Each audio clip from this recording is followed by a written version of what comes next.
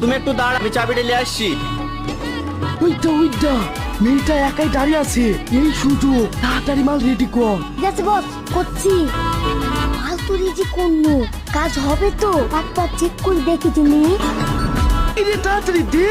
এই রোহন, ওর আবার কি হলো? বুঝলেন না বস, সব পাগল ছাগল কিডন্যাপ করা হয়। এ দেখেন এই রুমালটা লি পুরুষ আবার এই হচ্ছে। বস, আপনি তো ৩৩ এসছেন, সেকেন্ডে কাজ হয়েছে।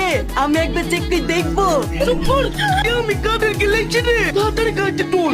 কেউ দেখে ফেললে করে বেকারে পড়ে যাবো। কি ব্যাপার, এদের কি হয়েছে?